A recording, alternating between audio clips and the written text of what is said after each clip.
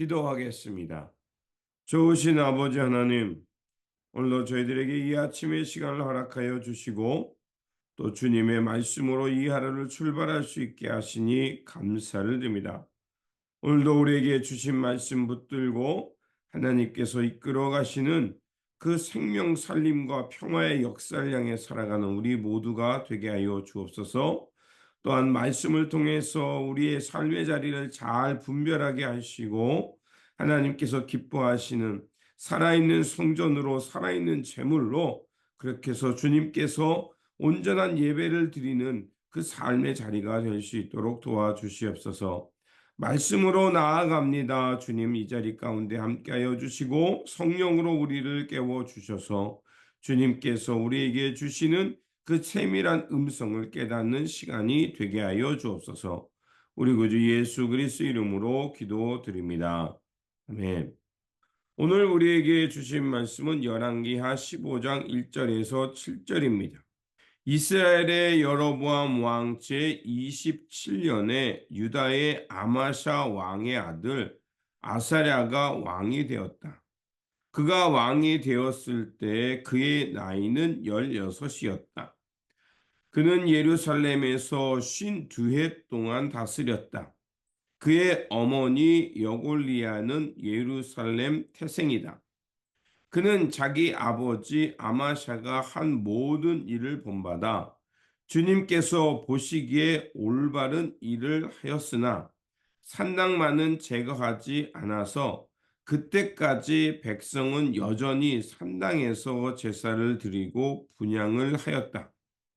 그리하여 주님께서 왕을 치셨으므로 왕은 죽을 때까지 나병 환자가 되었고 격리된 궁에서 살았다. 왕자 요담이 왕실을 관리하며 나라의 백성을 다스렸다. 아사랴의 나머지 행적과 그가 한 모든 일은 유다 왕 역대 지략에 기록되었다. 아사랴가 죽어 그의 조상과 함께 잠드니 다윗성의 조상과 함께 장사 지냈다. 왕자 요담이 그의 뒤를 이어 왕이 되었다. 아멘. 오늘 본문 말씀은 남유다의 왕 아사랴의 업적과 북이스라엘의 몰락을 전해주는 본문입니다. 먼저 북이스라엘의 역사를 먼저 보겠습니다. 우리가 읽지는 않았지만 북이스라엘의 역사 속에서 여로보암 2세가 그동안 장기간 통치를 하고 그가 죽게 되면서 이제 급격히 몰락하게 됩니다. 여로보암 2세 후에 이제 나라의 지도력이 부재되면서 역모가 끊임없이 나타납니다. 자, 나라의 왕권이 또 왕이 쉽게 바뀐다는 것, 그것은 무엇을 말하겠습니까? 그만큼 그 나라의 기강이 해이해졌고 역사적으로는 큰 혼란을 빠지게 되는 것입니다. 그래서 여로보암 2세 후에 왕이 되는 스가랴는 6개월, 살룸이라는 사람은 한 달만 왕이 됩니다. 그리고 문하햄은 10년, 부하기야는 2년, 베가스는 20년 다스립니다. 자, 이렇게 수많은 왕이 나타났다가 반역과 역모에 의해서 제거되고 왕권이 나타났다가 이런 식으로 나라의 왕권이 쉽게 바뀌면 정통성이 없어지게 되고 그 왕조의 뿌리는 흔들리게 되면서 결국 나라는 멸망을 향해 서서히 침몰해 가고 있는 것을 보게 됩니다. 이러한 평가를 보면 과연 역사가 뭐라고 말하겠습니까? 좋은 역사로 볼 수가 없고요. 그리고 이러한 일들이 일어났던 것은 바로 하나님 앞에서 얼마나 그들이 악을 행했고 잘못된 통치가 결국 이러한 왕권의 몰락과 백성의 그런 고난, 그리고 사람들은 그런 정통성을 잃어버렸기 때문에 더욱더 탐욕과 욕망을 충족하는 삶으로 살아갈 수밖에 없음을 말해주는 것입니다. 반대로 그 남유다도 역시 하나님 앞에서 여러 가지 악을 행했지만 그들은 그래도 다윗의 왕조를 계승하며 하나님의 언약을 중심으로 그래도 나라를 세우려고 애를 썼습니다. 오늘 본문은 바로 아사랴입니다. 그의 아버지 아마샤가 반군에 의해서 살해되었지만 그의 아들 아샤라는 다윗의 혈통 속에 있었기 때문에 당연히 다윗의 혈통을 따라서 아샤라가 왕이 됩니다. 그는 아버지가 이스라엘의 포로로 잡혀간 후 52년간 그 남유다를 통치하게 됩니다. 긴 시간 동안 이렇게 나름대로 통치를 하게 됨을 통해서 그래도 그 왕정의 정통성이 있기에 남유다의 평화와 번영을 가져오게 됩니다. 3절에 보니까 이렇게 되었습니다.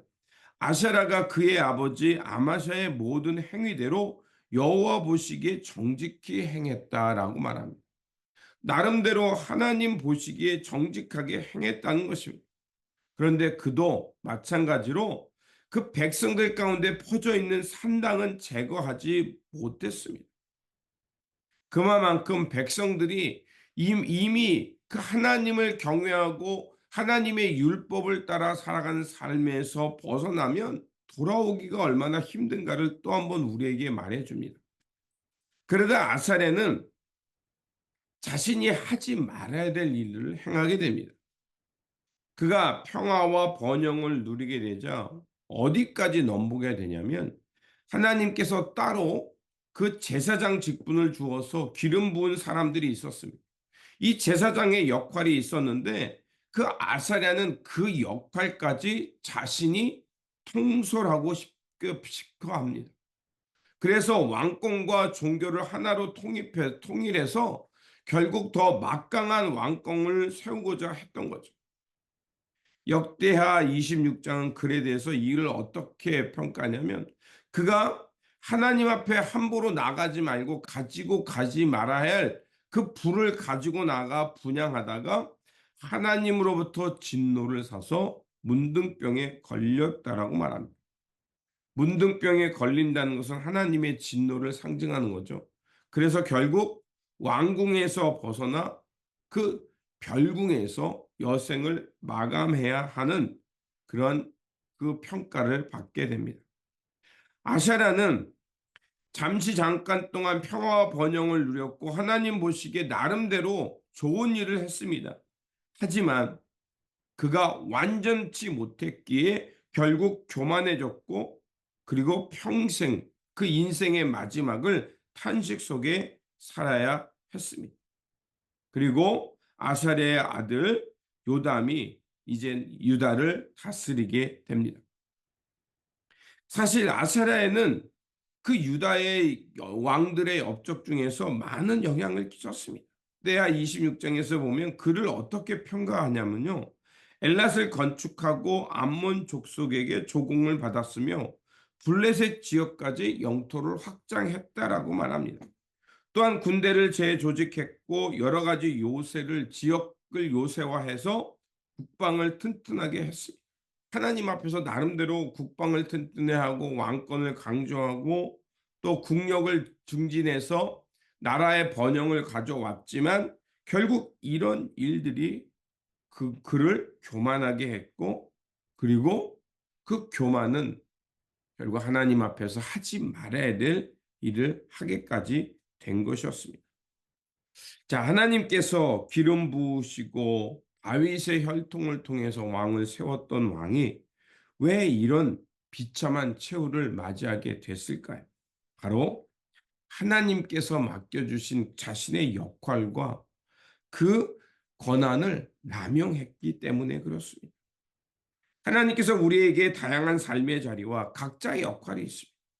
우리가 그 역할이 하나님 앞에서 부름받은 성직이라는 것을 알고 또 그 역할을 통해서 우리가 나아갈 바의 비전과 그 방향을 분명히 알아야만 이렇게 교만하지 않게 되고 겸손하며 우리가 묵묵히 하나님 앞에 충성할 수 있는 사람이 되는 겁니다. 하나님께서는 우리를 그리스도의 몸된 교회로 각자의 다양한 사명의 자리로 부르셨습니다. 그거는 우리가 각자 맡은 역할에 충성을 다하면서 이 직분을 거룩하게 감당해야 할 뿐만 아니라 우리에게 주신 그 맡은 사명의 자리를 통해서 예수 그리스도의 몸을 건강하게 세워가는 것이 하나님께서 우리에게 부르신 사명인 것입니다. 그런데 만약 그것을 우리가 착각하고 내가 옳다, 나만이 제일이다, 나만이 우수하다라고 말한다면 특권 제일주의나 은사 제일주의에 빠지게 되면 우리가 고린도전서를 통해 잘 알고 있는 것처럼 교회는 혼란하게 되고 그리스도의 영광은 사라지고 주님의 몸은 몸된 역할을 잘 하지 못하게 되는 것입니다.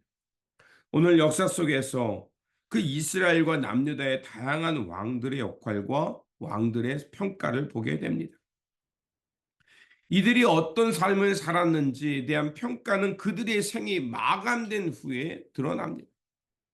오늘 우리가 살아가는 이 삶의 처음에는 지금은 어떻게 살고 있는지 잘 평가가 되지 못할 수 있습니다.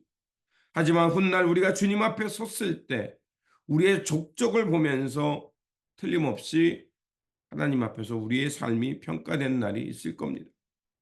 그러므로 다시 한번 우리가 하나님 앞에 섰을 때 부끄러움 없는 삶이 되기 위해서 오늘 우리에게 허락하신 일상에서 하나님의 거룩한 뜻이 어디에 있는가, 또 우리에게 맡겨진 삶의 자리가 무엇인지를 잘 깨닫고 이제 주님께서 주님의 뜻 가운데 맡겨주신 이 사명을 잘 감당하며 하나님 앞에서 거룩한 백성으로 잘했다 칭찬받는 이런 청지기의 삶을 살아내시기를 주님의 이름으로 축원드립니다. 기도하겠습니다. 오늘도 살아서 역사하시며 이 역사의 주인이 되어주시는 하나님, 하나님께서는 우리를 부르시고 기름 부으셔서 만왕의 왕이 되셨을 뿐만 아니라 거룩한 직분을 감당해야 될 사명자로 제사장으로 우리를 세워주셨습니다. 그러하오니 아버지 하나님, 우리의 삶이 어디를 향해 가고 있는지, 우리에게는 직분을 어떻게 감당하고 있는지 돌아보게 하여 주시고, 우리의 생이 마감되어 하나님 앞에 섰을 때 부끄러움 없는 삶, 잘했다 칭찬받는 삶이 될 수 있도록 도와주시옵소서. 오늘도 우리에게 귀한 일상을 주셨습니다. 이 일상 속에서 하나님의 뜻이 어디에 있는지 잘 깨닫게 하여 주시고 말씀을 통해 깨달은 그 지혜를 통해서 우리의 삶을 하나님 앞에 거룩하고 정직한 청지기로 살아낼 수 있도록 도와주시옵소서. 우리 구주 예수 그리스도 이름으로 기도드립니다. 아멘.